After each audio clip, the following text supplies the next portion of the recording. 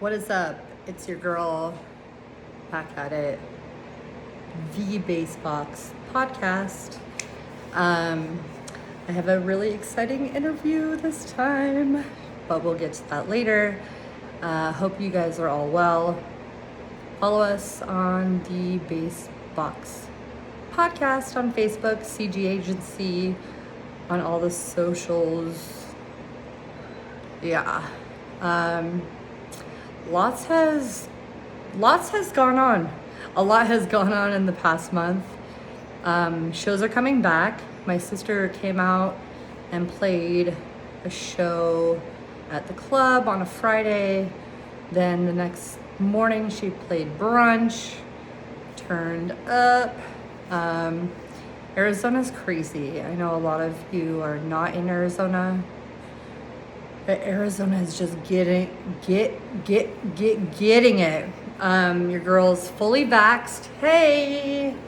So that's really exciting. I went out for brunch on Saturday morning, hung out with some girlfriends. It was really nice to just like put on a summer dress, some lipstick and some mascara and go have brunch with the girls.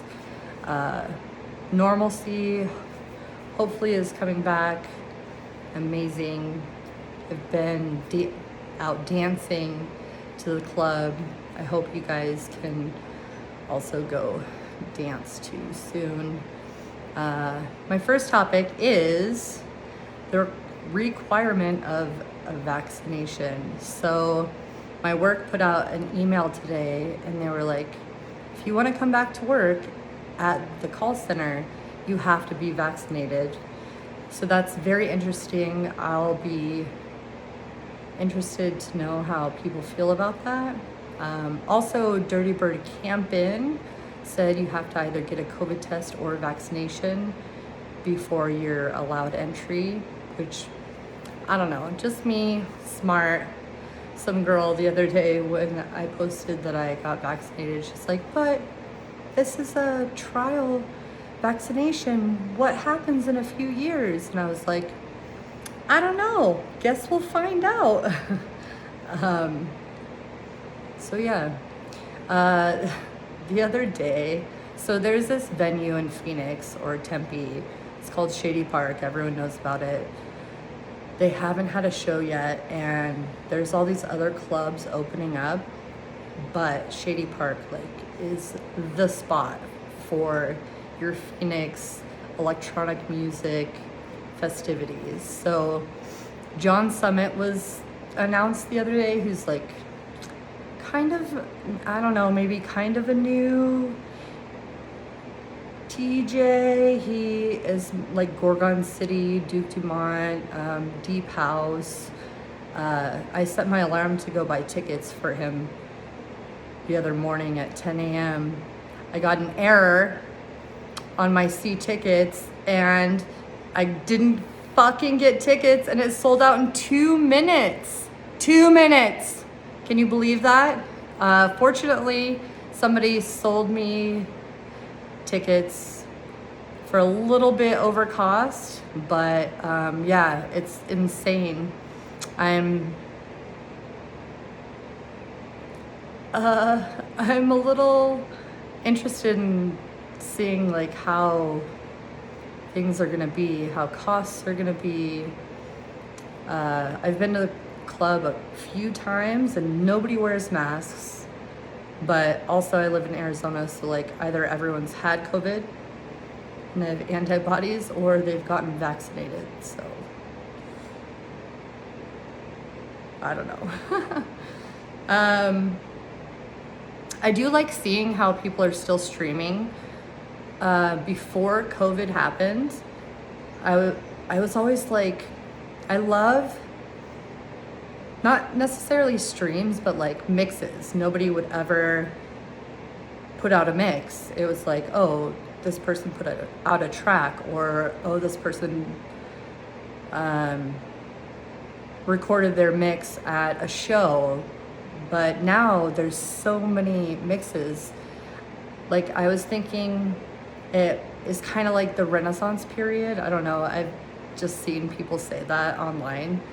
maybe this is the next Renaissance period because everyone's at home, just hopefully producing music, making mixes, doing live streams. So I hope it doesn't stop because it's always nice to hear like new music without going to shows. That's me personally, being an old ass bitch, just wanting to jam out in my living room. Something that is interesting is that there isn't a lot of dubstep shows that have been announced in Phoenix. It's mostly house. I went to a drum and bass show the other day, AK 1200. It was so fun. There are a ton of people there getting the fuck down. It was really good just to be in a setting, seeing all my friends dancing on the dance floor. But yeah, not a lot of dubstep has been announced here in Phoenix, so hopefully that'll be coming back soon. Lots of house. Gorgon City was just announced today. Yeah. And the last thing I have to talk about, which I've talked about before, is TikTok. I think it's funny how, I still think it's funny, how people make TikToks when they're just mixing one record into another record. Just doing a transition like DJs do. And everyone in the comments is like, oh my God. So I just am, I can't think of the word. Not jaded, but I'm an elitist. But Oscar Wilde from Caked Up has recently jumped on the TikTok train, and he's been doing mashups with a drum machine. And like the first one he posted just killed it. And then he posted more and more and more and more. And it's really cool to see someone that actually has production talent and is utilizing that towards their networking on TikTok. So definitely recommend going to check out Oscar Wilde on TikTok. This interview is so good. I love it. It's Dave Singleton. I've known him for a few years. He is a production, like a VJ for a lot of big shit. Like he's done the Olympics, he's done Major Lazer, Diplo. I'm really, really honored to have taken some of his time out, and afterwards he was like, I wish we could have talked more, like we could just talk forever. He's a really cool guy, and I'm excited for you guys to see our banter, our witty banter. So enjoy. Hi Dave, how are you? I'm good. How are you? I'm good, thank you. So thank you for joining me. I appreciate it. Oh, you're welcome. Nice to be here. Thank you. It'll be exciting to learn about something new. So I've had like a mix and mastering person, and I've had some artists, and I've had some agents. So I'm trying to go through all the realms of the aspects of how to throw a show, and you just fit right in perfectly. So it's exciting to hear about your career and what you've accomplished thus far. So I'm currently unemployed, so I'm not entirely sure that's a good metric, but well, things are getting better. Yeah, they are. It's coming. Are you in the United States right now? I am. I'm in New York. Yeah. New York. New York. Okay, cool. New York. So you don't have any shows coming up yet at all? We do. We have I've got like maybe like 5 or 6 that have been booked so far. There you go. For this year, which is kind of cool. It's good. Cool. Well, so we met through a mutual friend in a funny way. You were with some friends at a WWE show. Yeah. And we met through a mutual friend. So that's how you and I know each other. And Wow. you came to my trailer in Blythe, and we raged at the trailer. And you met my dad and my sister. And we had some good times on the river. That was awesome. So I was just thinking about that today. But tell us who you are and how you got started, and give me your resume. My resume, oh boy. Okay, my name is David Singleton. I am a production and lighting designer for the entertainment industry. My background, I've been in this industry like my entire life.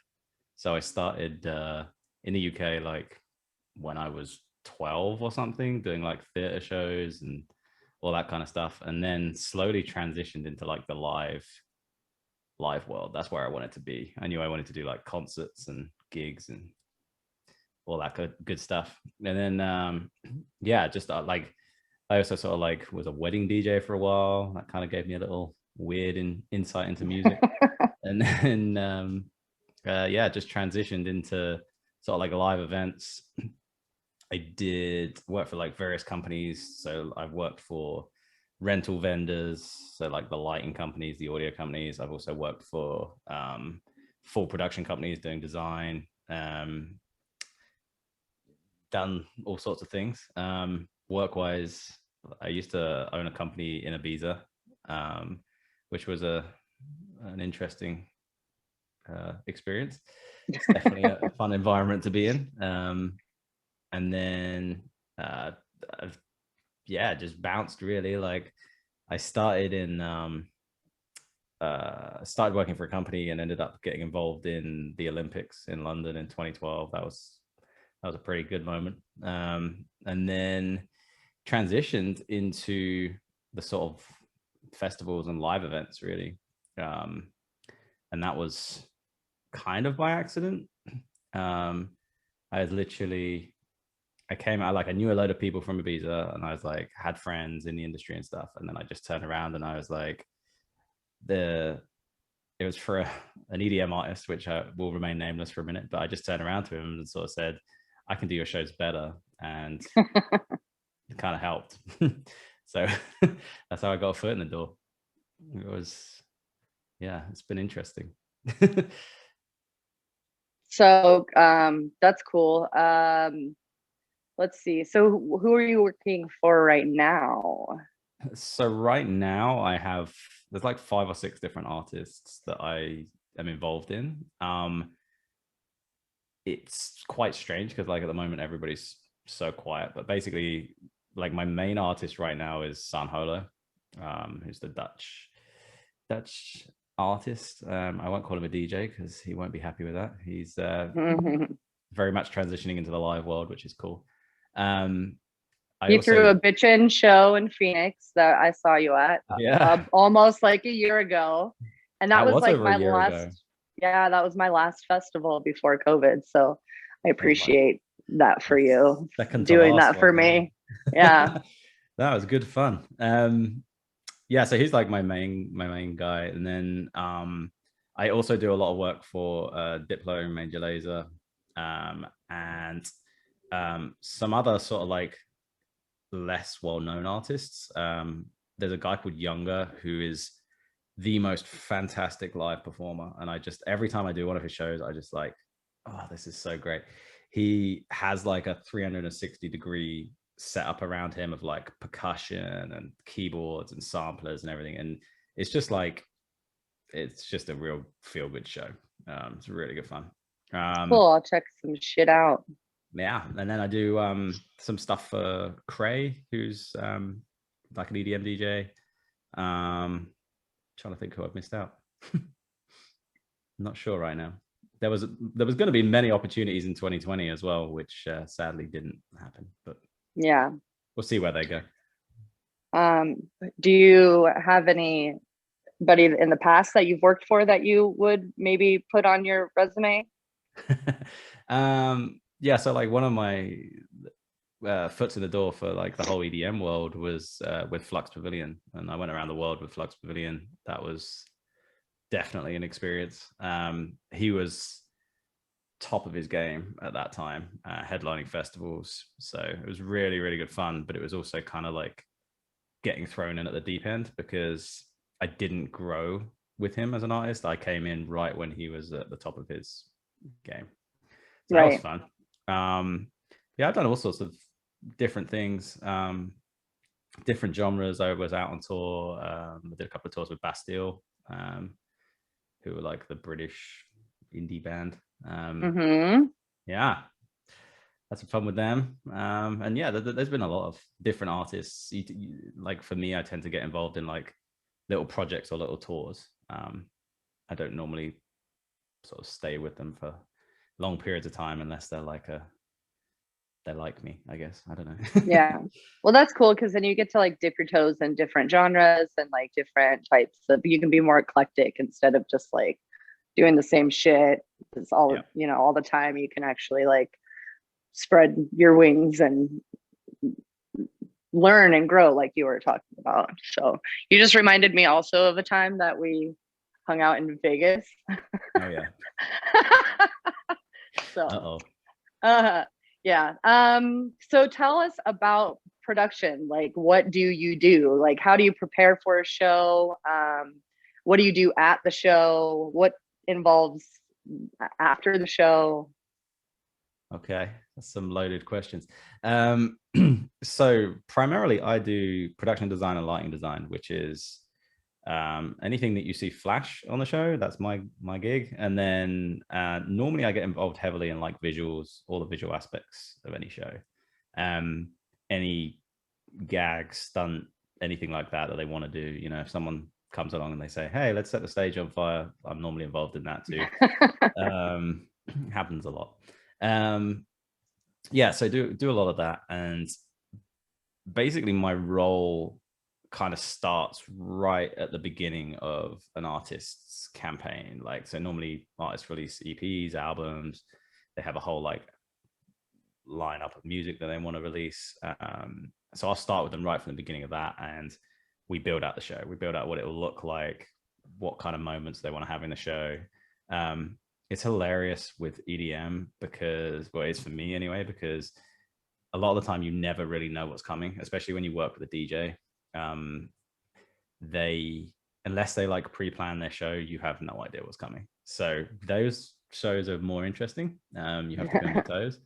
And then, yeah, primarily on the road, I look after lights, visuals.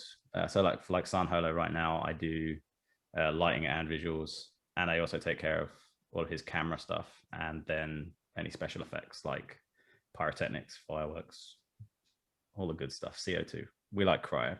Yeah. That's kind of what I do. Yeah. We do lots. So when you do like, do you like map it out? Like if how do you plan for it? Like, so there's different ways that artists can plan for a show. There's two main ways that you can do it. You can either do what we call it like a busk show, like a punt show, which is basically nothing's planned. You just feel the show. When you're doing lights, you have like a lighting board in front of you, and most lighting designers will take their own show file, as it were, so that they have a file on that console that they feel comfortable with. They know where everything is, and it's easy to find your strobes or whatever it is. So that's like a busk punch show, and we just make it up. Then when you get up to like more of a headline level, a lot of people tend to go down the route of something called time code, which is a system that allows you to completely pre-plan a show. Even on DJ shows, you can do it a lot. So the DJs will still be playing live, but we have systems that let us take that information, and it's like fully planned out. We know all the visuals will be in sync, all the lighting will be in sync, all the special effects will happen at the right time. Some artists still punt shows when they get to headline level. It's a lot of fun to do that. There's like a lot of adrenaline involved, but we I try to take clients down the route of like pre-planning stuff, especially, you're a headline festival artist. You want to have a good show. You want everyone to have like a good experience. But that's all fine and good until the artist decides they want to do something completely different. Change things up on you. Yeah, they just completely mix it up. They'll be like, oh, here's this special guest out back that we want to bring in. And you're, okay, well, I'll figure this out. I got definitely this. got a light for this person somewhere. What are some memorable shows that you did or have done? I guess like maybe even location or just like a badass party.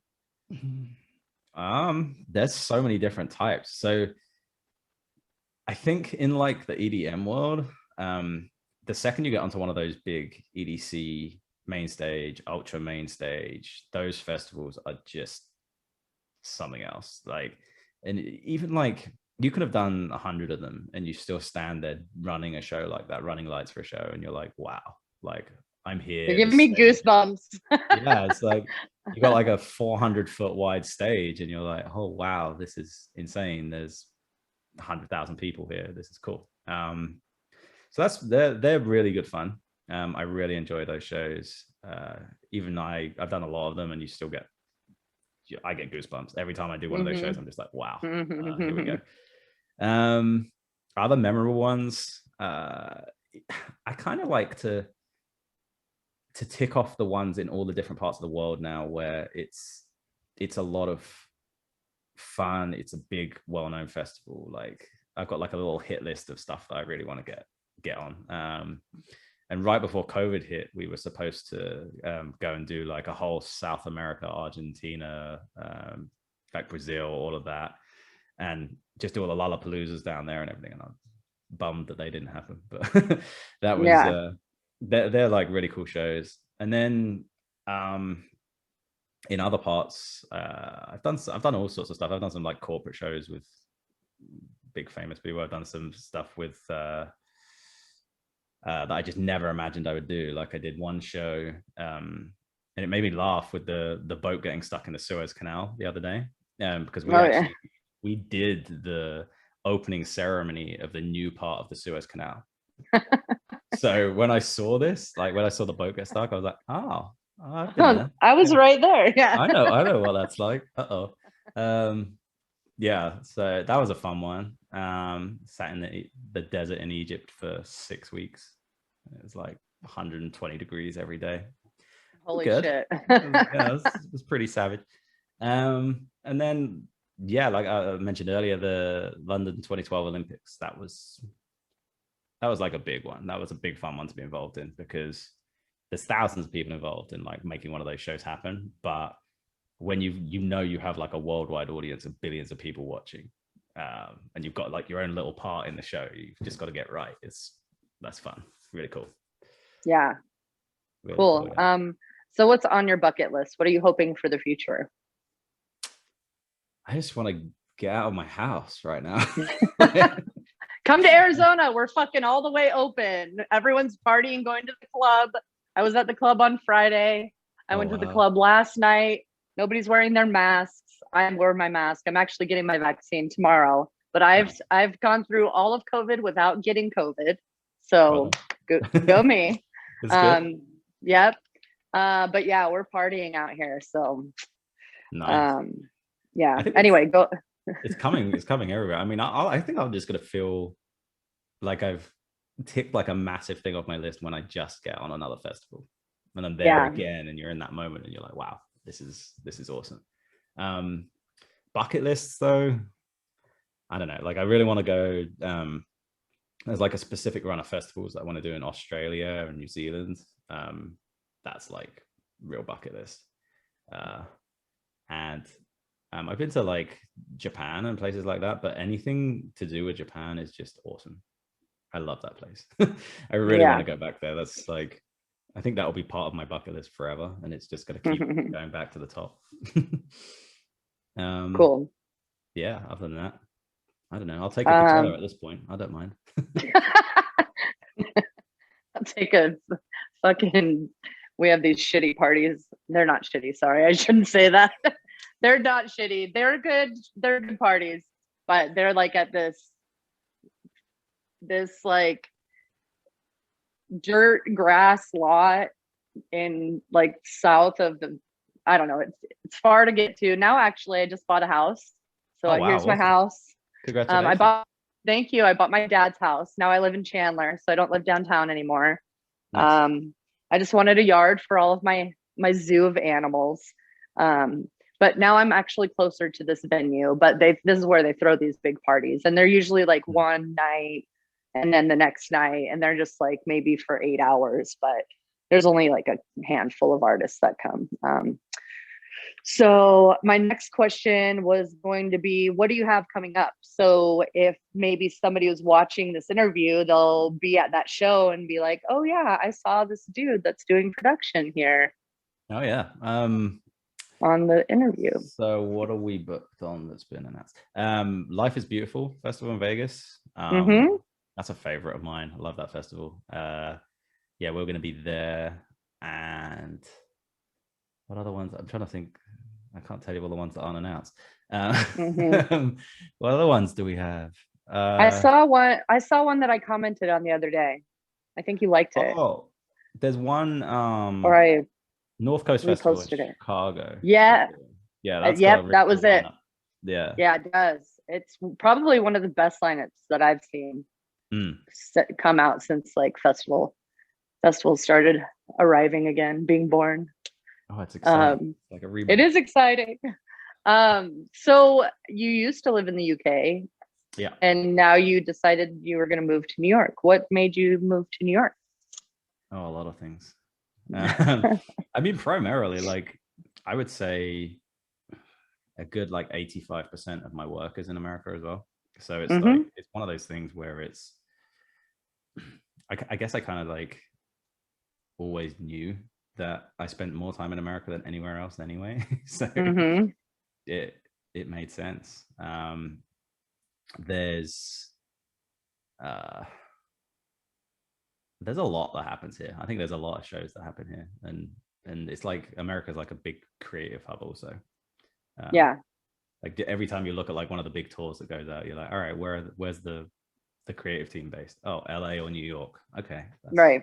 That's it. So it's like your commute to work is not over an ocean. It's just like across the country now.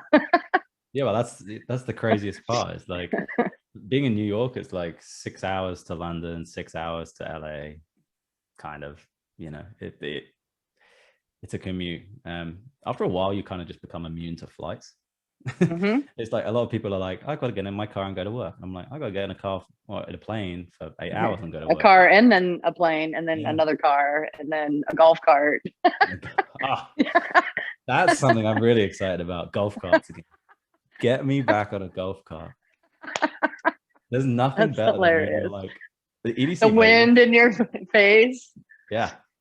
It's awesome. There's like 300 golf carts whizzing around this site. And you're just like, yes. Can I drive? No. No. The helicopters. Cool. Well, I think that's all I have for you. Do you have any questions for me? Actually, let me tell you about the podcast. Have you been paying attention at all? Yeah, I had a little look.